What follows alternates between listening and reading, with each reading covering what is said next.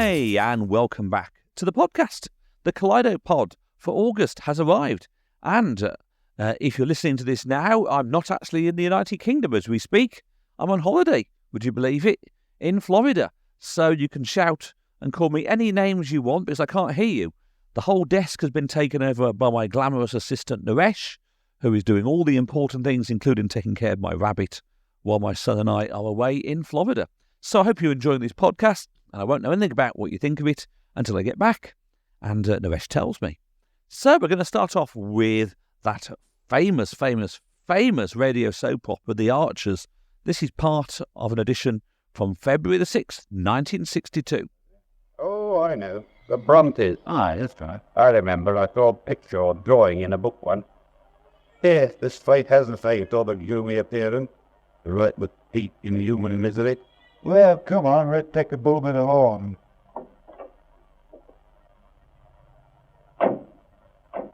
Oh, there's somebody in. Be alive. All right, Peter, say where they are. I can deal with it. They want to come that day. How do, Bert? Well, just look who's here. Drove especially to see Bert Garland, the mighty Archer. I am privileged, and I. Bert, we're not happy about this business of Jack's daughter and the dog. We gather Turpin didn't do any actual damage. No damage. You send them bullocks. Send them, have you? Oh, come on, see the animals. Look how they look. The whole business is subjudice. Come again. Oh, yes, I'm no ignoramus. Subjudice is the word. The case is in hand to the police, and I'm saying and doing nothing more than leaving it to them.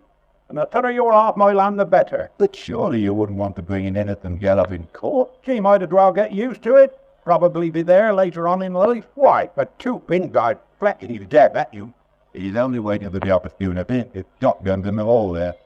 If you went for him on his own doorstep, he'd plead self-defense. I agree.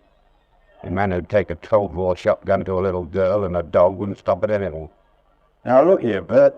I'm giving you a piece of very sound advice, man. Get in your car and go and see the nearest doctor.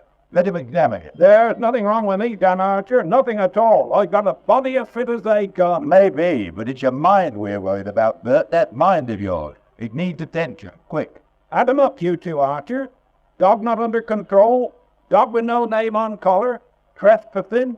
Cattle worrying. Oh, you've got them coming to you lot, and don't you forget it.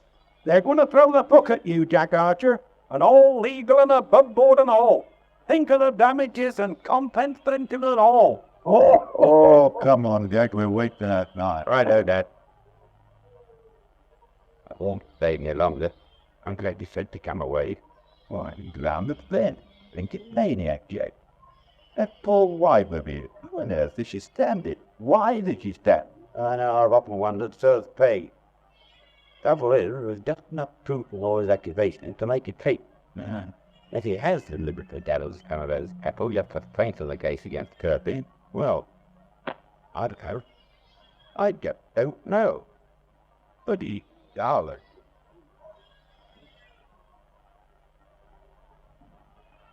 Peter, good morning, Mr. Degan. Any post of importance this morning? Any fact checks for goods and services rendered? Well, one or two nice for it again, expecting. Seem a bit subdued. Any problems? Bit of a problem. Oh, what did this time? Don't tell me I come into it again. Oh, yes, you do, really. Oh, only have to climb up and go on, you know. You must be able to run for more than a fortnight at a time without an emotional crisis. Probably be glad. Glad? What would I be glad about? My parents had a talk with me last night. I thought you were a bit old for that. Pardon? Oh, never mind. Carry on. So your parents had a talk with me. Yes. They feel the time has come for me to make a move. Hmm? Well, they think I should just get my notice in. They feel that I'd worked at this job long enough now. But you've only been here 5 minutes, relatively speaking. Well, what to the devil what they think? Well, that's beginning to be of real use for me. Don't go to the job now. You can't just start off and eat that with all the work we've got coming along. Oh, no, it just isn't on, young lady. You can't do it. What do you want, a rhyme? Come on, let's have it in so many words. Why do you want to leave? The truth now. Come on.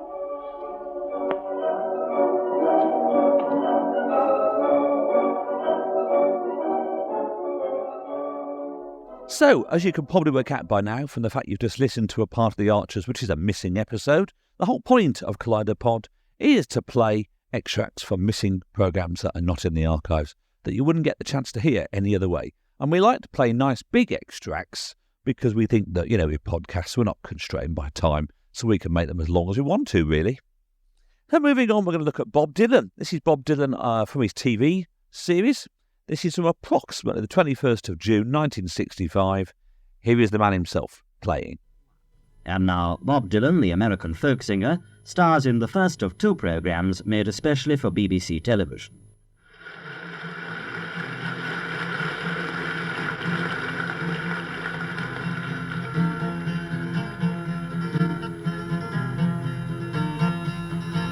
Hollis Brown, he lived on the outside of town. Hollis Brown, he lived on the outside of town. With his wife and 5 children and his cabin broken down. You looked for work and money and you walked a ragged mile. You looked for work and money and you walked a ragged mile. Your children are so hungry that they don't know how to smile. Your baby's eyes look crazy, they're tugging at your sleeve. Your baby's eyes look crazy, they're tugging at your sleeve. You walk the floor and wonder why with every breath you breathe. The rats have got your flower, bad-blooded got your mare. The rats have got your flower, bad-blooded got your mare. If there's anyone that knows, is there anyone that cares? You prayed to the Lord above, oh please send you a friend. You prayed to the Lord above, oh please send you a friend. Your empty pockets tell you that you ain't got no friend. Your babies are crying louder now, it's pounding on your brain. Your babies are crying louder now, it's a pounding on your brain. Your wife screams are stabbing you like the dirty driving rain. Your grass is turning black, there's no water in your well. Your grass is turning black, there's no water in your well. You spent your last long dollar on 7 shotgun shells. Way out in the wilderness, a cold coyote calls. Way out in the wilderness, a cold coyote calls. Your eyes fix on the shotgun that's hanging on the wall. Your brain is bleeding and your legs can't seem to stand. Your brain is bleeding and your legs can't seem to stand. Your eyes fix on the shotgun that you're holding in your hand. There's 7 breezes blowing all around the cabin door. There's 7 breezes blowing all around the cabin door. 7 shots ring out like the ocean's pounding roar. There's 7 people dead on South Dakota farm.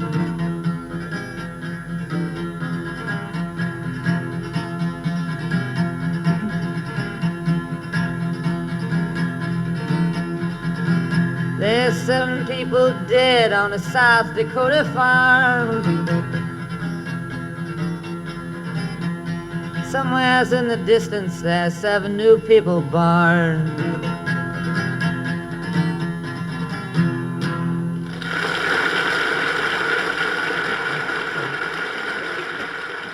So, moving swiftly onwards, we're staying with the drama theme a little bit here. This is Crossroads, on the 21st of August 1975. This only exists on audio. There are no pictures to go with this, but it's great to get a bit of the old ATV motel, isn't it, really? Well, all I know is that she was unconscious, and the ambulance took her to the hospital. But we rang 2 minutes ago, and she's quite out of danger. She'll be kept in for a couple of days, and she'll need some things. Nightie, I suppose, and makeup. Why don't you take them along? Yes, I'll do that. She is out of danger, Phoebe. Yes. There's nothing to worry about. Isn't that? I'm sorry. I've been talking about myself non-stop. Don't apologize. Probably been boring you, or this is your life stuff. This is your life. I haven't been anywhere or done anything. You're what, 20, 21? Nearly 21. Hardly a lifetime, is it? No. Well, I really ought to go now. I hope Miss Downton doesn't mind me staying on like this. Oh, I'm sure she doesn't. I think she only meant me to act as a messenger boy, really. I didn't expect she was thinking of anything except that poor woman in the chalet. Yes. Well, we'll see each other tomorrow, won't we? At the motel. Yes. Good night, then.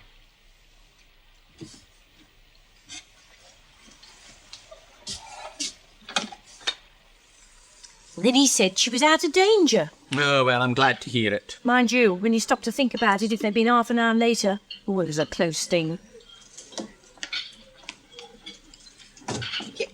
Carly, you're not supposed to be here outside, if you please. I'm not on gardening business now, am I? I'm helping out with his lordship, aren't I?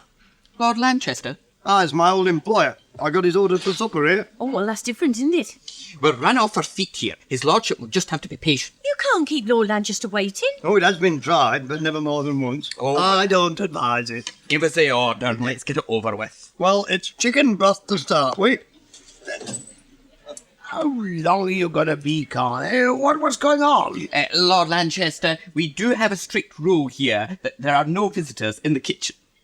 I'm not a visitor, man. I'm a resident and I'm tired of waiting for my supper. Well, I've given your order, me lord. Yes, we won't keep you waiting long, my lord. I can't hang about all evening. No. I'm going to have an early night. Yes, change my mind. Cancel the order. No. I'll have a cup of cocoa and a ham sandwich. Is Mrs. Randall a friend of yours? Relation? She's the wife of a very good friend of mine. Oh, what the hell, why shouldn't you know? Everybody else does. I'm what's called the other woman. Oh, I see. Yeah. Do you think she really meant to kill herself? I really don't know. Oh, come on, Vera. You mustn't blame yourself whatever happens. No. But my God, she wants Doug back desperately. She'll probably push him even further away. Did Doug tell you he was married? Oh, yes. He was totally honest. The marriage was over. Yeah, I can see why. He didn't tell you what sort of woman he'd married, though, did he? No, he never really discussed her. You know, I knew she was determined to get Doug back. But what a filthy thing to do tonight. And very risky. I mean, supposing she hadn't been found in time. Supposing something had gone wrong. Oh. I felt sorry for Simon. It was a bit yired to come across something like that. He found her, did he tell you? Yes. He's quite a bit older than his years, I think. He's very nice.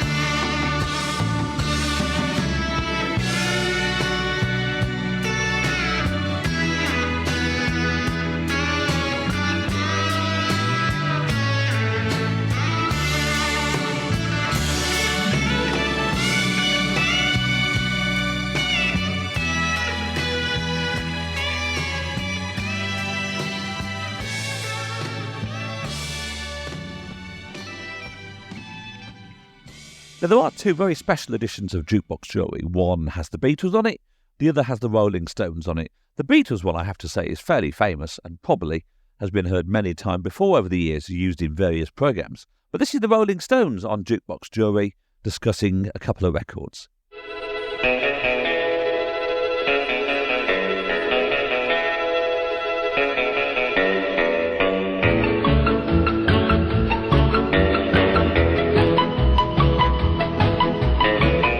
Welcome to another session of what may well turn out to be a special, well, it's going to be special anyway, but a super special edition of Jukebox Jury. The set is bare at the moment. We've got no juries on stage, but I think it's about time we filled it up and met this week's jury, the Rolling Stones.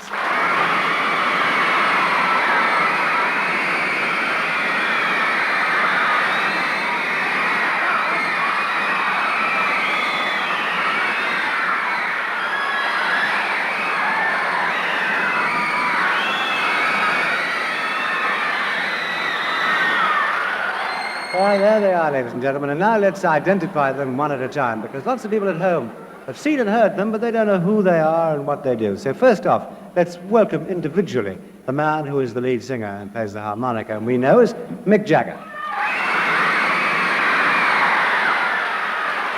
Nice. That's Mick Jagger there, and sitting next to him is the drummer man, Mr. Charlie Watts.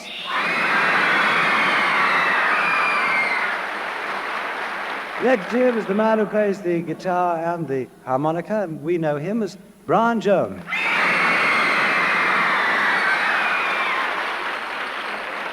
The lead guitarist, oh, there's somebody shouting out already. The lead guitarist is Mr. Keith Richard.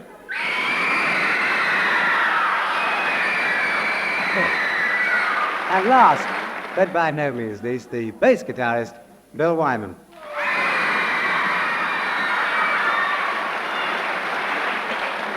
Well, there can be no doubt at all that we've got a jury, and there can be little doubt that we've got an audience as well, and we're going to hear, if we can hear in here, the records. Here's the first. I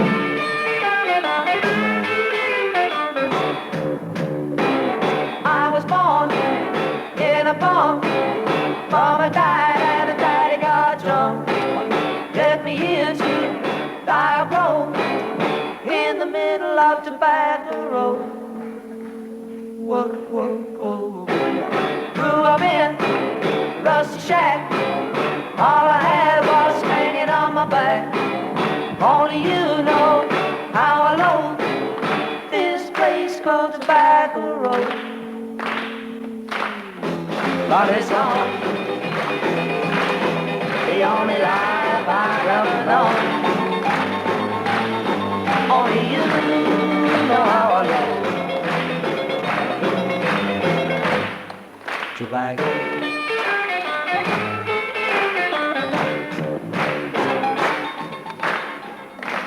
Well, there it is, the first record on tonight's show, a new British group, the Nashville Teens, on that one, Tobacco Road. Mick Jagger.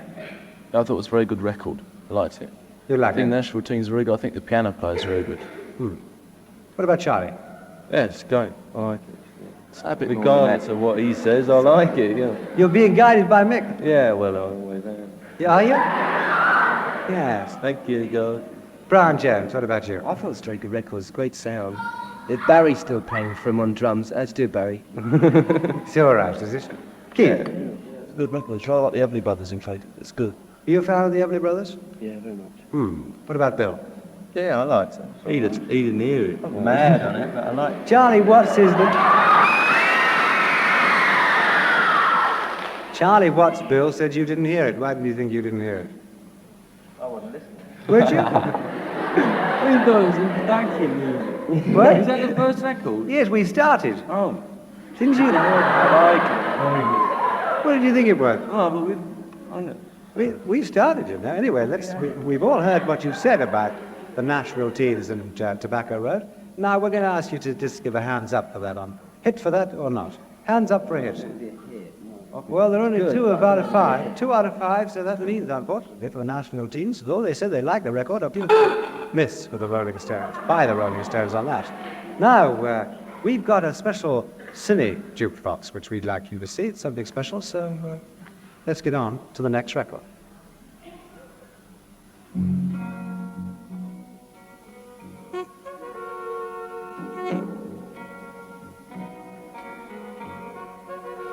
I just don't know what to do with myself. Don't know just what to do with myself. I'm so used to doing everything with you, planning everything for two, and now that we're through, I just don't know what to do with my time. I'm so lonesome for you, it's a crime. Going to a movie only makes me sad. Parties make me feel as bad when I'm not with you. I just don't know what to do. Like a summer road. Well, I was wrong, of course. That wasn't the one on the Cynic Jukebox. That's coming a bit later. That was our good friend Miss Dusty Springfield on I Just Don't Know What to Do With Myself. A song written by Mr. Burt Bacharach. And Charlie Watts, we have started. What did you think of that? Yeah, I like Bacharach and David's, right? That's not one of their best. I like... Yeah, I've got it written down. No, I don't like it much. I like and I like the writing, but this isn't a great one by either. All right. Brian, what did you think? Well, I liked it, and I think it's going to be a very big hit, actually. Yes? I think so. It was a bit top 10, I think. Top 10. We're actually we're interested on the top 20, on the show. Keith, what do you think? Top 20 as well. I liked it very much. As Charlie said, it's not Bacharach's best. Can't hear you, Keith. Oh, well, no, Dusty's a very good singer. Anyway, yeah. I think it'll be a hit. Yeah. Good. Bill White. Well, sort of different sound, I know, this time, but I don't really like it. Not much. He not generally. Mick Jagger's come up the other day. What can I say after Bill? I think actually it's the main thing is that it could have been great. We thought a new Bacharach and Dave composition in Dusty Springfield. It would have been great, but unfortunately I don't think it is great. I think it's good. I don't think it'll be a very big hit. You'll tell you why. But top 20 is what we're concerned with, so let's vote it then. Hit or a miss for the top 20. But Dusty Springfield, I just don't know what to do with myself.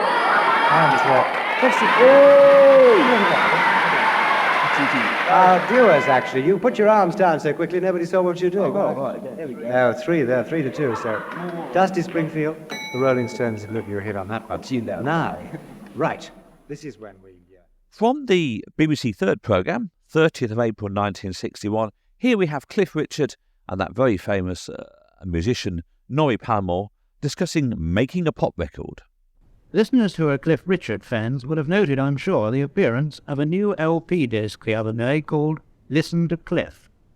They may not have noticed, though, the photograph on the sleeve, which shows, along with Cliff and Norrie Paramore, the recording manager, one of our own regular contributors to the Sound programme, John Burrick. John went along to the Columbia recording studios when Cliff Richard was making this record, and he watched and listened to all that went into its production. Now he presents a behind-the-scenes picture in sound of this typical pop recording session.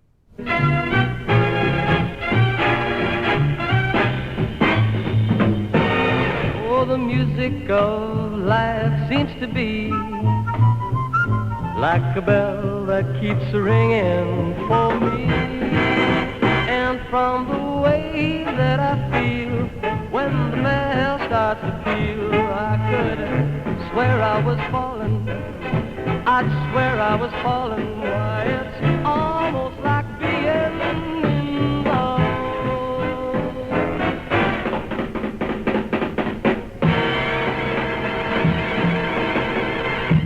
That's just one track of Cliff Richard's latest LP, and listening to it, it seems more of a miracle than anything else that such a smooth recording should emerge from a session which more often sounded like this. One section there, at the middle eight of the second chorus, it comes back again. Before, there's a big brass piece, which does a kind of a flower, this thing, Cliff comes in, over the side, his first word is a little bit lost. If he could he possibly hold off for a couple of beats? Yeah, hold off for a beat or so. Norrie, did you notice it, Norrie? I think it's me, though. Yeah, I'm sure it's me. You could hold off for a quarter or something. The previous session in the studio had been one with Victor Sylvester, who needed quite a different studio setting.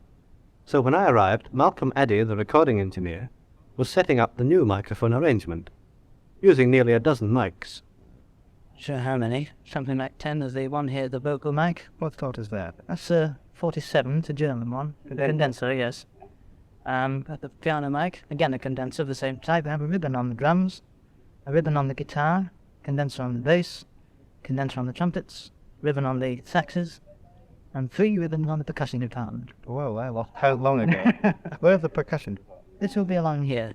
We'll have the vibraphone on this side, and the Latin American in the middle, and the timbres. Things like Glock and whatnot on that side. Can we go over to where the vocal mic is in a minute? Because you seem to have put him in a kind of a tent. I wonder what the effect is if we go in here. Sound will be a little bit dead in here.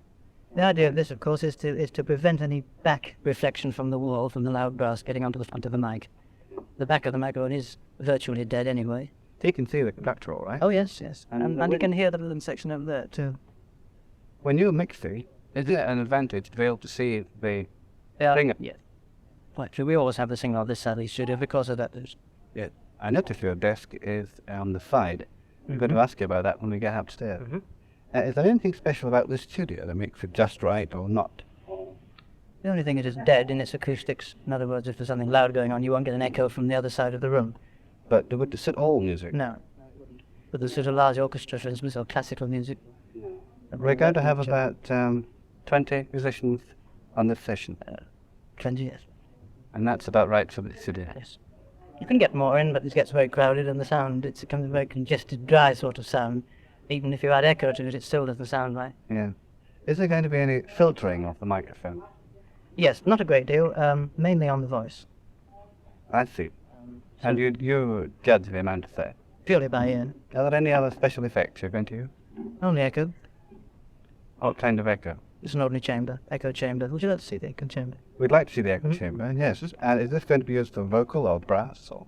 Brass, vocal, saxes. Possibly nothing else. The echo chamber was larger than I expected, about 18 feet by 12, and we walked to it through 2 sets of soundproof doors. There's more than one microphone in here. I would have expected only one. Yes, well, it's a stereo, you see. One microphone is placed on the left side of the picture, and the other on the Going back to TV again now, and we're sticking with the theme of ATV. This is New Faces. This is Arthur Askey on the panel of a lost show from New Faces, the famous talent show, 5th of October, 1974. Just 4 marks away from a possible there. Just 1 act left. If you've got the TV Times beside you, don't forget to fill the coupon in as we meet our last acts now tonight. Take a banjo, drums, tuba, trumpet, trombone and clarinet, and the song When You're Smiling, and give it the traditional jazz treatment from the Zenith Hot Stompers.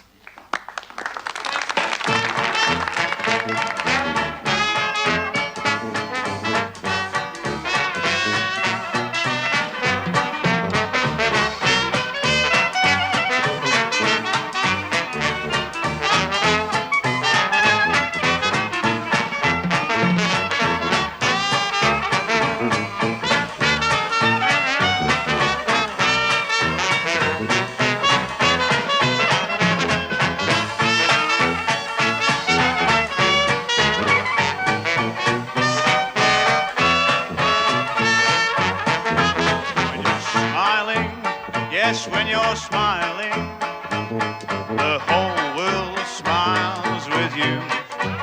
Or when you're laughing, yeah, or when you're laughing, the sun comes shining through. But when you see clouds that bring on the rain, oh, stop your sighing. Come on and be happy again, oh, keep on smiling. 'Cause when you're smiling, the whole world smiles with you, oh, smile with you.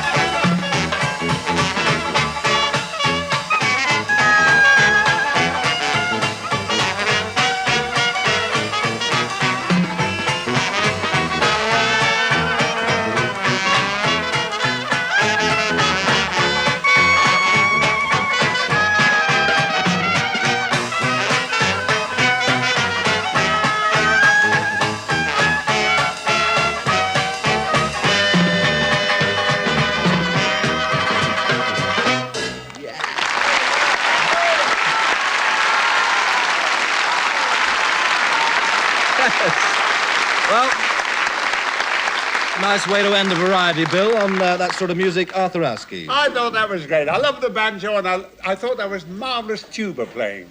I've never heard of the hot what? The Hot Zenith Stompers. Hot Stompers. There used to be a ladies' band called the Hot Flushies, but this is absolutely marvellous, and I enjoy every minute of it. Also, I love the song. It's somebody's signature tune. Whose is it? Mine. Eh? Mine. Was it yours? Yes. No, I was thinking about that old-time comic you had here last week with the dandruff. Ted Ray, yeah. That's his signature tune, but I enjoyed it very much. Fine. George Elric. Well, I think they were great. This is my kind of music because they were having a real, what we call a jam session, and it was a free-for-all, and I love it. And they all knew what they were doing. They were good in the chord progressions, and I think they were great. Also, it might interest you to know that it was Edward Heath's signature tune when he had his school orchestra.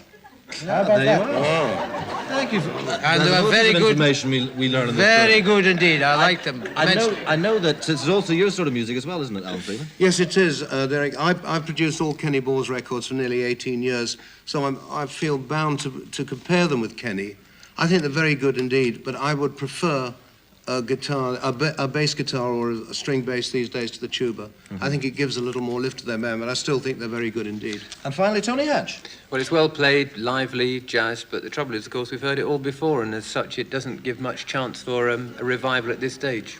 Yeah. It's sad, really, because it's lovely music, but and I'm just got to be honest, I don't see them making big stars. All right, well, let's see now how you all go on the voting. Arthur, presentation. 8. 8. George? 8. Alan? 8. And Tony? 7. That's 31 then for presentation.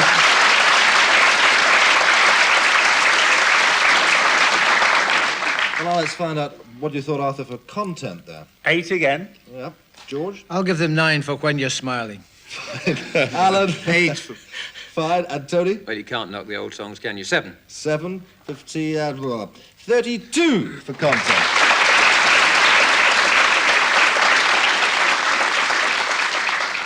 And star quality, Arthur? 7. 7. George? 7. Alan? I agree with Tony. It's a hard thing for a trad band these days. 6. And Tony? I agree with Alan. 5. 5. That's 25. A total there of 88. There's no doubt about the winner this week of New Faces. You'll see in 5 weeks' time, Susan Morris.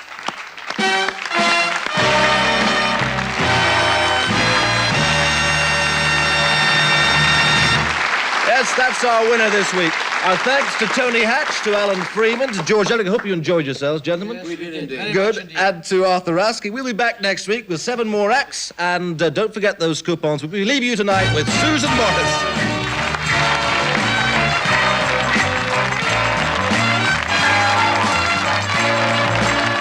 New Faces next week is at 5:30.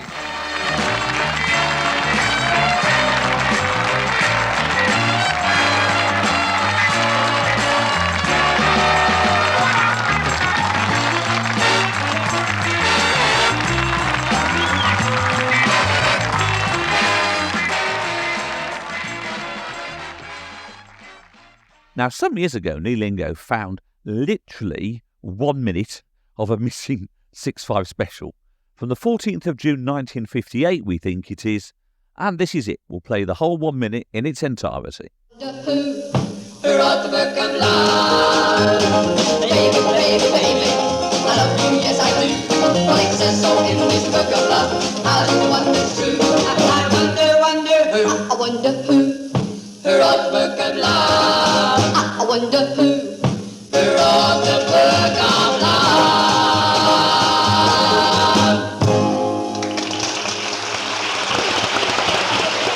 Our last star of the 6-5 special show for this week is a young boy. He's only 15. Well, I said he was only 15 earlier on, but he told me off. As a matter of fact, he's only 14. He's just come back from a tour of America where he landed himself a very big Hollywood contract. So here he is then, Laurie London.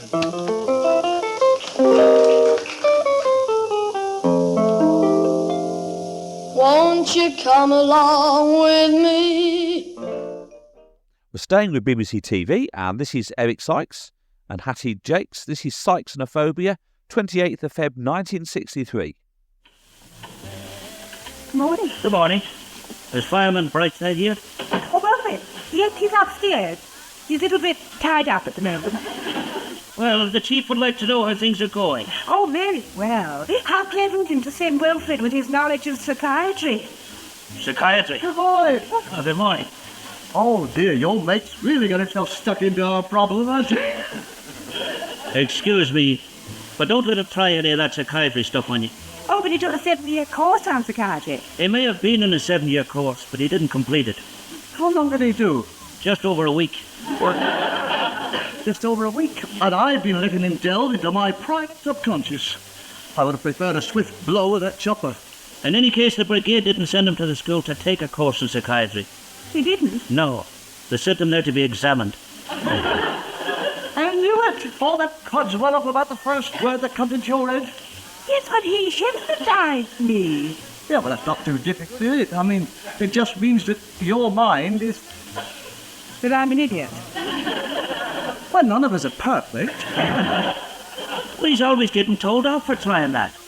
Driven the station cat off the walls, he has. Practices for hours facing the fire engine. Fire engine? Yes. Steering it to the headlamps. Right, we've got to go. Oh, Fred! Fire engine's got that away with you. He's all right, you know. I mean, he's a good enough fireman. Just gets in the way when we have a fire. Here's a really interesting show, The Beat Room, a BBC Two pop series that a lot of the country didn't get because BBC Two had only just started and not all the regions could get it. But this is part of The Beat Room, and it's also got the presentation that comes after it. So you've got the end credits and the presentation afterwards, the 11th of January 1965. Yeah. Georgie fame and the Blue Flames. Well, now, the last time our next group appeared here in the room, everybody just raved about their new record title, Go Now. And we're all glad we didn't rave in vain, and so too are the Moody Blues. We've already said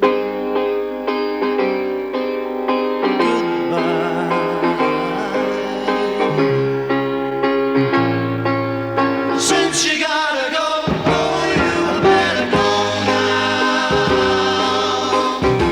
Go now, go now, go now. Before you see me cry,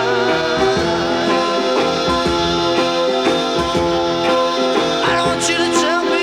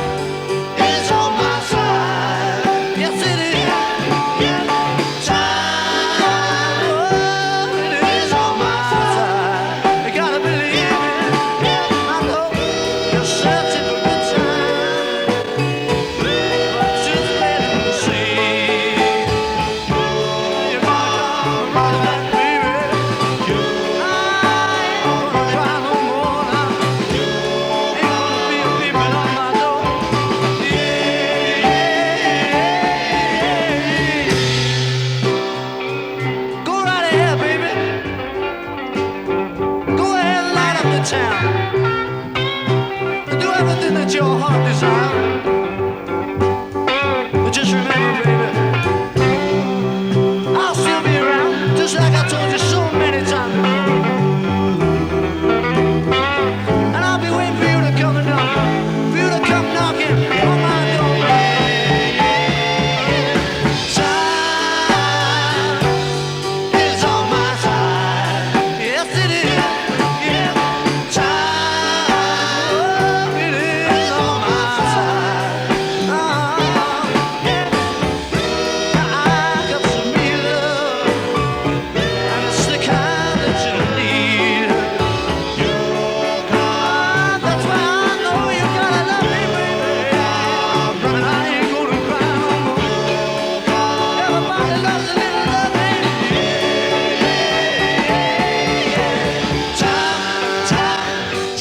As our director James Moore just said, unlike the Moody's, time is certainly not on our side. And he's right too, you know, because that's it from the Beat Room for this week. On behalf of us all here, including our stars, our Beat Room members, and of course our fabulous Beat Girls, this is Pat Campbell reminding you that we'll be back with the Beat same time next week. Till then, to you all the best, all the Beat, and bye for now.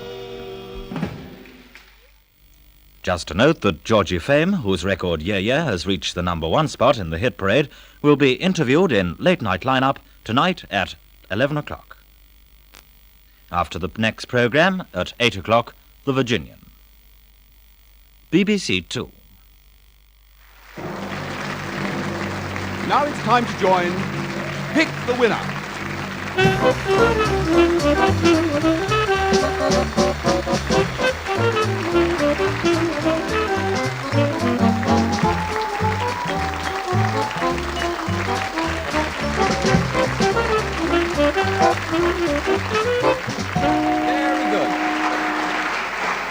Very good indeed. Hello again. Thank you for joining us on Pick the Winner. I hope you can stay with us for the next half hour or so for what should be a game of skill and wits, but sometimes it doesn't work out that way when the giggles get underway. But who cares anyway?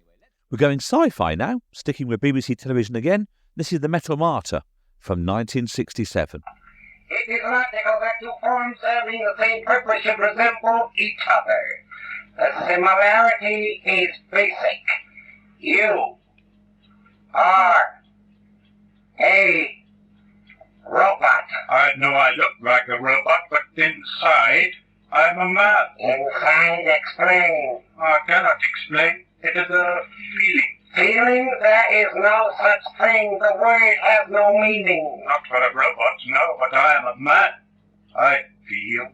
You think you feel.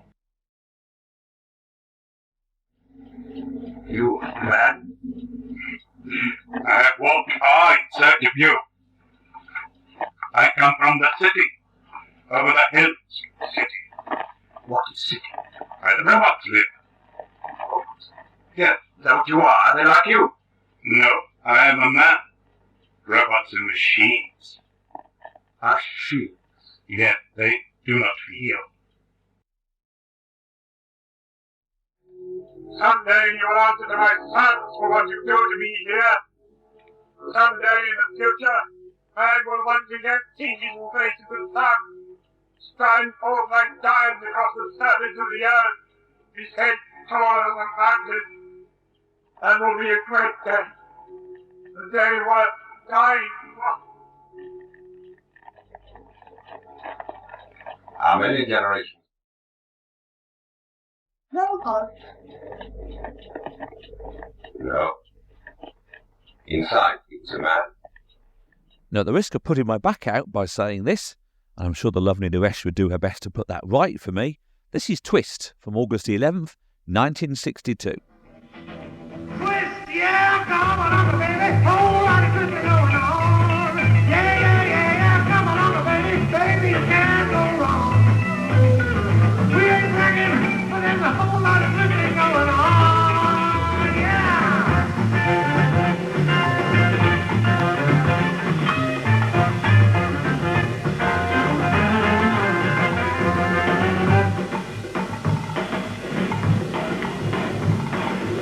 Good evening. We're very glad that you're with us because this happens to be the last program in our present series, so Whatever you're doing, whether you're sitting back in your chair or up on your feet, join us for the next 30 minutes and twist.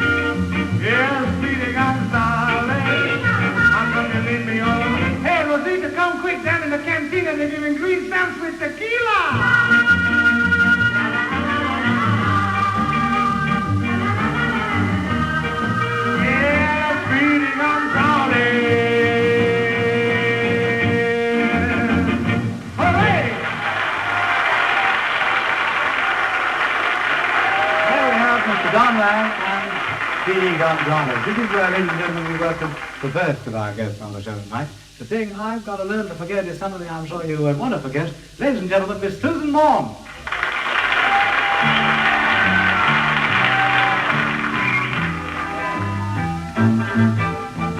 Do you remember when we fell in love in the summertime?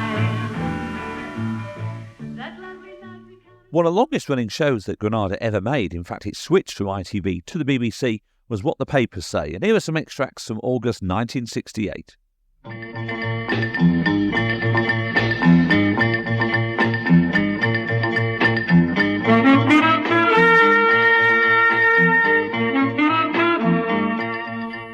Good evening. Do you ever get the intriguing feeling that the world's gone stark, staring bonkers? You may not believe her, but the pretty tan girl in the picture, let's have a look at her, says that the stainless steel breastplate and chastity belt are really very comfortable. There's no accounting for taste. We seem to have evolved from the Stone Age into the aluminium age.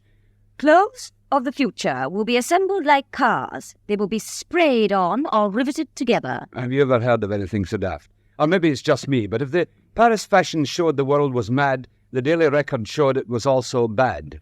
The picture from Biafra, that must shock us all. The point about showing it was that the wretched, starving little creature had only an hour to live. And indeed, within an hour of the picture being taken, he died. It is too late to weep for this child, but there are thousands more like him waiting for death.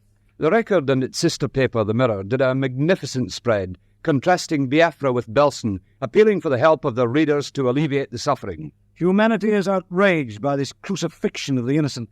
Skilled reporters can send back eyewitness accounts from Biafra, but nothing can beat authentic pictures, and the papers are truly concerned about this tragedy. 3 weeks ago, we distributed food and drugs to a beleaguered hospital inside Biafra when others complained the risks were too great. That was the Daily Sketch on Tuesday, but the Guardian on the same day pinpointed the snags that confront men and women of goodwill. Red Cross has to suspend flights to Biafra. And why had these mercy missions stopped? It seems that the Biafran authorities had failed to issue the authorization to allow the aircraft to land. If the world this week has been mad and bad, it's also been sad. Heartman died. A lot of people must have had their fingers crossed for the success of the surgeons, but Britain's second heart transplant patient, 48-year-old Mr. Gordon Ford, died at 9:20 last night in the National Heart Hospital in London. Let's move from one aspect of life-giving to another. The Pope and the pill. Pope's ban greeted by despair. The Pope's bitter pill. This was the big story of the week. It was broken on Monday by the evenings. The Glasgow Evening Citizen splashed, "The Pope bans the pill." The Evening Times put the edict in a nutshell. Pope Paul today banned the pill and all other birth control devices for the world's 500 million Roman Catholics. Next morning, the papers were in full cry. The Glasgow Herald mumphed, "Pope's birth control ban causes anxiety," while the Scotsman harumphed, "Pope's ban on birth control seen as blow to Catholics." A blow? The Mail put it a bit more toughly. "Worldwide anger over ban on family planning." The Record came out with fists flying. "He is mistaken in his decision." It also declared, "An issue no newspaper should dodge," as its companion The Mirror stated. A newspaper which does not state its views, without equivocation, on the Pope's encyclical about birth control is not worth reading. Well, we can all go on reading our favourite newspapers, for they were all flabbergasted in varying degrees. Comments came from France, a shock. From Italy, consternation. And in Britain itself. Many will have a crisis of conscience. I've carefully tried to avoid the technicalities of all this, but who could ignore this intro in The Mirror? The rhythm method of birth control is commonly known in Catholic families as Vatican roulette. Is it? Not being a Roman Catholic, I just don't know. It has been calculated that a woman marrying at 19 and attempting to prevent a conception by the rhythm method would have between 4 and 7 children by the age of 44. I've put hundreds of them in Grandma's Guinness, and they don't do her any harm. That was the inimitable Giles in today's Express. Other papers reflected the resistance to the Pope's edict. Doctors defy the Pope. The intro made their objection explicit. The Secretary of Italy's Roman Catholic Doctors Association yesterday called on doctors to oppose Pope Paul's ban on artificial birth control. Today's Times devoted its whole letters page to the pros and cons. The Pope's pronouncement on birth control. With one rather acid little note at the end from Miss Mary Chance, who said, "To those critics of Pope Paul's encyclical regarding birth control, may I say, you are alive." And what is the Pope saying today with this onslaught of disappointment and criticism avalanching on his head? Speaking in an emotion-laden voice and with tears in his eyes, the Pope told a general audience at his summer residence at Castel Gandolfo that the encyclical on birth control had presented him with the most difficult problem he has had to face during his reign. The Telegraph went on, "We admit that this feeling of tremendous responsibility caused us great suffering, and it was ever present with us during the last 4 years. And there's been a lot of anguish over the other big story of the week, Czechoslovakia. Dubček wins time at the Red Summit," splashed today's Daily Record, while the Guardian declared, "Czechs' hopes rise as final talks get underway." The Daily Express claimed its own victory. Press Council rejects complaint against Express. Dundee students felt the Express had grossly misrepresented the attitude of students to supply of birth control pills to them.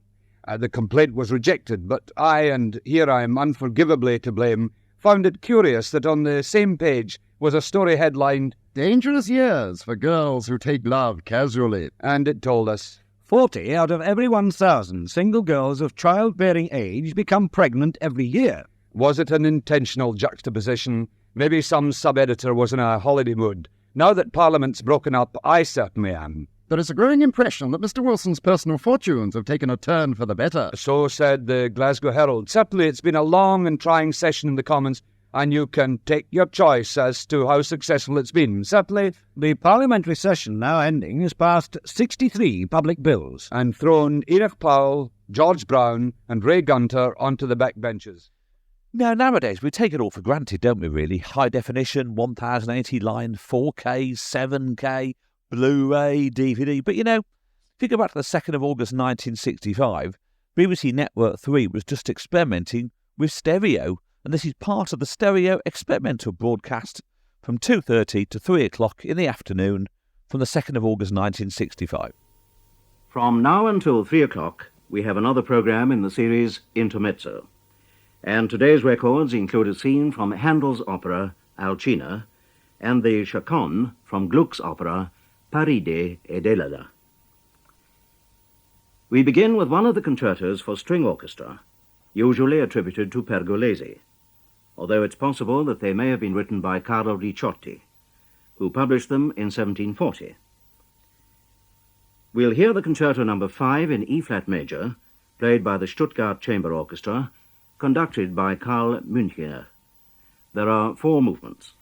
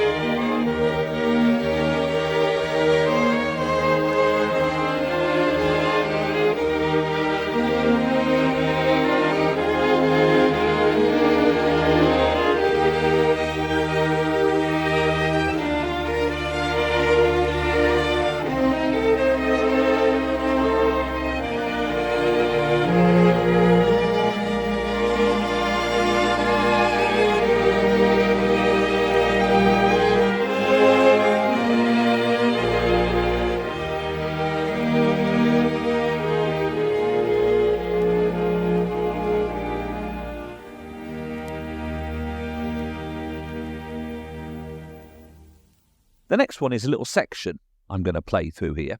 We had always assumed that the step turns and episodes on TV were, of course, complete and uncut.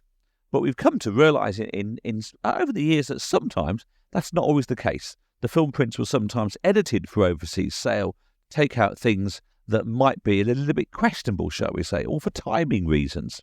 And a few years ago, thanks to the Tony Hancock Society's help, we were able to identify some actual extra bits in Step 2 and Son episodes where people had recorded them off the telly back in the 60s, but the film prints no longer had them. So we're going to play you some of these now because they're really quite interesting. They're very short and you'll virtually miss them, but they're worth having a listen to. And if you watch back your episodes on DVD, then you can kind of see where the missing bits are, can't you, instead? The first one is from Walla Walla Cat's Meat, and the additional line is about 8 minutes, 28 seconds into the episode. Here it is. You have put the milk in first again, haven't you? I always put the milk in first. Well, you shouldn't. And a proper way to do it. In the correct circles, the milk is always put in last.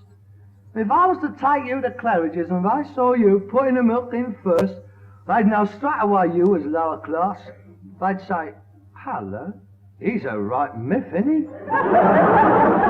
Miff? Milk in first. It just ain't done then. Just a little tip, try to remember in future. Oh, it just don't taste the same. Oh, look.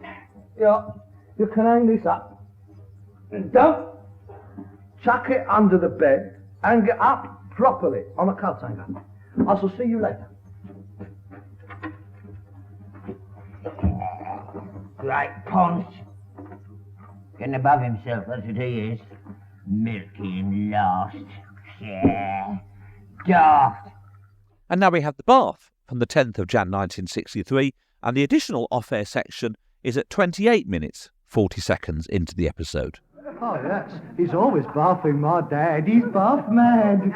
Oh, well, if you think it'll be all right. Oh, yes. He'll go straight to bed after his bath. Do come in.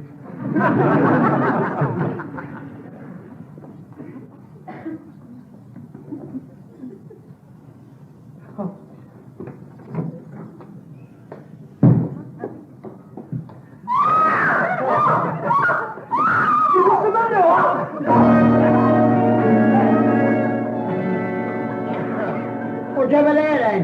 You Ryder, what are you doing down here? Oh, this house fell through the ceiling. How did that happen? Oh, I could have told you if you'd asked me. That's why I moved my bed over. When I saw the worm was in it, you put it the wrong side. Look at that. Rotten it is, rotten. Think yourself lucky I wasn't in it at the time. Well, don't worry about me if you want your girlfriend here. Molly. It's only my dad. You can come out now. It was an accident.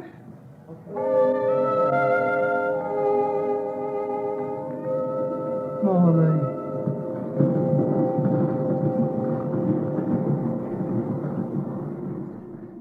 On The Bonds That Bind Us, 11th of Feb 1963, the additional section is at 16 minutes, 23 seconds into the episode. Madge, this is my son Harold. Harold, this is Madge. So you're Harold. Your father's told me so much about you. Haven't you, Albie? Albie? Is that you? That's what Madge calls me. I could think of a more apt name. Would you like to sit down, Madge? I shouldn't bother, Dad. I expect she's been in dirtier places than this. No, I don't think I have. You never told me you lived in a place like this, Albie, darling. Oh, I don't live here. I live in the Savoy. When I'm up in town, that is. Well, what would you like to drink, sweetie? You two lovebirds like me to leave the room? No, son. We've got something to tell you. But let's celebrate first. Get her a drink, Harold. Certainly. I suppose you do have glasses in here. Oh, yes, of course. Give her a glass, Harold. Oh, does she want a glass? I was wondering if it's a bit dirty. Still, it's only gin. I expect you're used to that, aren't you, dear? Stick it up your kilt.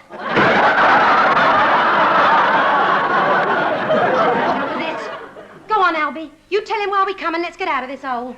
And our final steptoe for this episode, and afterwards which was broadcast 4th of October 1965, the additional section is at 4 minutes 28 seconds into the episode.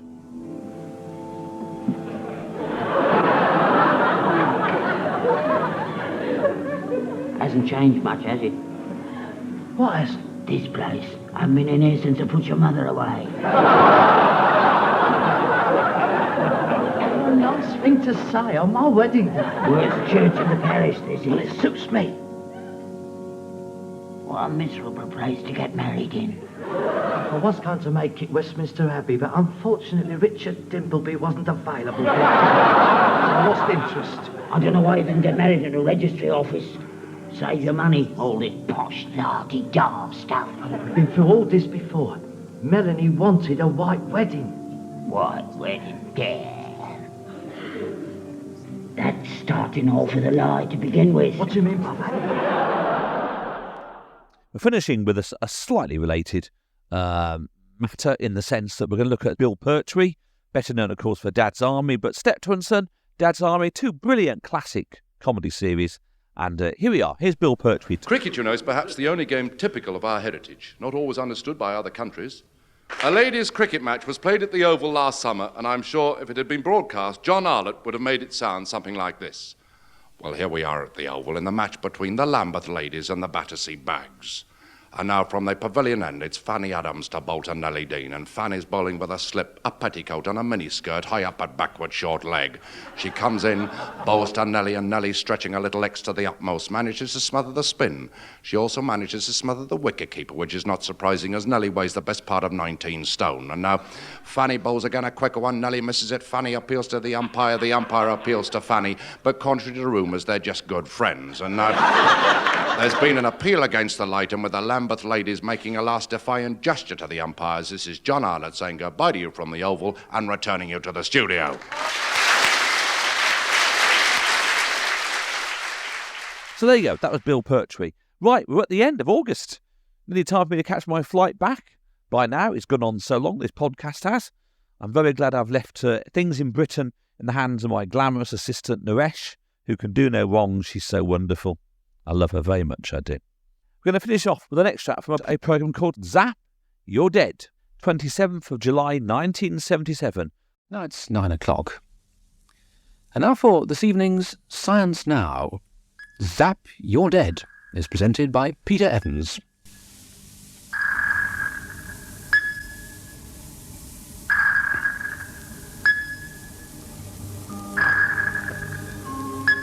As you're listening to me now, across the world, men and machines are listening to each other. They're like two cats, alert to each other's strengths and weaknesses, anxiously weighing up their chances. It's around-the-clock surveillance, on land, at sea, in the air and in space, permanent and naggingly uncomfortable. It's an indispensable part of modern warfare.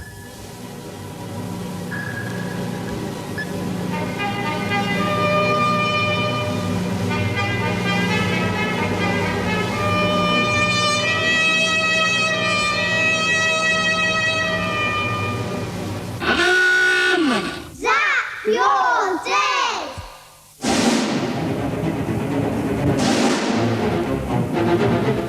The cruise missile is a virtually unstoppable weapon, accurate enough to find a target as small as a room in a house. Zap You're Dead! The new neutron bomb is a people killer that poisons the central nervous system, bringing inevitable death far more widely than conventional armaments. Zap You're Dead! The concussion bomb scatters petrol, which burns like napalm over a wide area. It ruptures lungs and brings about total suffocation. Zap You're Dead! When the plastic-coated bomb explodes, it drives pieces of plastic deep into the bodies of its victims, which are undetectable by X-rays. Zap You're Dead! Fighting wars may nowadays resemble a science fiction story, but it certainly isn't child's play and never has been. In this programme, I'll be looking at the ingenious technological advances currently being harnessed in the weapons industry and examining some of the strategic implications of the newest generations of both nuclear and conventional armaments and support systems. Though a serious, deadly business, modern warfare does have an element of sophisticated logistical play about it. But the war games people play aren't just computer simulations. There's a vastly expensive game of leapfrog going on between the superpowers, and their playground isn't a theoretical one, but very, very real. The United States has a stockpile of thousands of land-based intercontinental ballistic missiles, submarine-launched missiles, and long-range bombers. The Soviet Union's tally is even larger. Concurrently, newer and even deadlier pieces of hardware are being developed all the time. And these are over and above military resources of a more conventional kind: guns, planes, tanks and fighting men, all linked by communications networks and all actuated at the press of a button.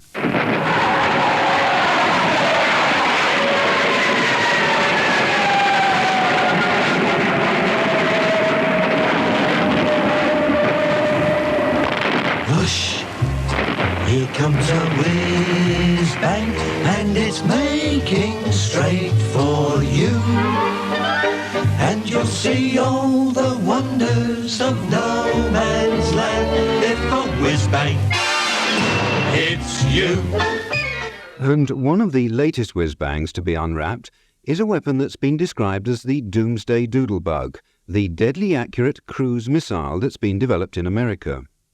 In a way, it's an updated version of the World War II Doodlebug, but the cruise missile embodies a number of features that put it in a totally different league from anything that could have been conceived in the last war, and even from many of the missile-type weapons of far more recent vintage. The cruise is one of an unusually large number of new weapons over the past few years that got their initial development impetus from the Vietnam War. Originally, the cruise was designed as an anti-ship missile that would travel up to about 60 miles over the surface of the sea, finally popping up on its unsuspecting and virtually indefensible target. It's now been developed to be used against land-based targets, and Farouk Hussein of the Department of War Studies at King's College London told me what these modifications entailed. The microprocessor and computer guidance system on that missile was expanded quite a bit, and the propulsion of both the rocket launching part and also the gas turbine was improved qualitatively so that you could put a lot more fuel on, have an extended range, and with a very sophisticated front end for guidance, you ended up with a cruise missile, one that closely follows the terrain. It's not necessarily flat, for instance. It has an active radar that enables it to avoid obstacles that you pre-program, that you know from your reconnaissance information are in the way, so that if you have a map of the ground, you can program this map into the computer. And it ducks under interception radar, presumably? Well, yes, it does, because they're slow flying, and therefore the problem of avoiding things is less great than if it were flying at great speed. But they fly at about 200 feet or very much less, depending on the terrain, of course. So it can be short range or long range. It can carry either a conventional or nuclear warhead, presumably? There's some difficulty here of understanding why a cruise missile would have a nuclear warhead. There is no point in putting a very, very large nuclear warhead on a missile that's very accurate, as is a cruise missile. A cruise missile can hit a target at a range of 2,000 miles with an accuracy of within a few hundred meters. It's thought to be better than 100 meters. And if you're going to be this accurate, there's absolutely no point in putting an enormous nuclear weapon on there. And it is unstoppable, so far as you can see. It's unstoppable in the sense it's very difficult to pick these missiles up, and unless you've got a very good idea through intelligence of the way the flight plan of the missile is organized, then you've no idea what the target actually is. So the missile may be flying in one direction, but its target may be at 90 degrees to that, and it's very, very difficult to predict. So it's a bit like the old doodlebug, really. It hangs about and you don't quite know where it's going. Certainly, it's very much like that, except that it's got a brain there and it's thinking about where it's going. At the same time, the NATO powers, which have access to the cruise's particular benefits, are also thinking hard about the strategic implications of such a weapon. At the International Institute for Strategic Studies in London, Dr. Richard Burt has been making a special study of this missile, and I asked him how he saw it fitting into the overall military picture. Well, the total implications of the cruise missile, in my view, are really quite enormous. The cruise missile was first developed and seen during the early 1970s as a means by which the United States can continue to exercise bargaining leverage at the strategic arms limitation talks with the Soviet Union. In other words, it was an additional incentive for the Soviets to talk Turkey with the United States at SALT. Thus, it was seen as a nuclear delivery vehicle to be used against targets in the Soviet Union as part of this overall deterrent effort. But the interesting thing is that the technologies embodied in the cruise missiles are probably better exploited in the service of conventional weapons delivery. That these low-flying, very accurate drone aircraft, equipped with a new generation of conventional weapons, could be used within a wartime theater in Europe or maybe Asia or at sea to provide commanders with the ability to destroy targets with a great deal of confidence, using and being able to replace, in many instances, older systems, much more expensive weapons, and systems that might destroy and create much more damage than these newer systems. The cruise missile, for instance, costing less than $1 million, will be able to perform many of the missions that are now performed by new strike aircraft like the British, German MRCA aircraft, which costs over $10 million per copy. Cruise missiles can be equipped with reconnaissance systems, for instance, and not necessarily be used as weapons, but be used as remotely piloted vehicles to provide or to replace reconnaissance aircraft in many different sorts of missions. Cruise missiles can replace aircraft on board aircraft carriers at sea and provide even small navies with the ability to project power ashore or to possess an anti-shipping destruction capability at long ranges. So cruise missiles have proliferated in a sense, the ability to create damage at long distances, but in so doing they promise and probably will bring extremely important changes in the structure of armed forces as we know it, and the ability of those forces, I think, to raise the nuclear threshold in time of conflict in Europe. And that's it. I'll see you in September for another Kaleidopod. Bye.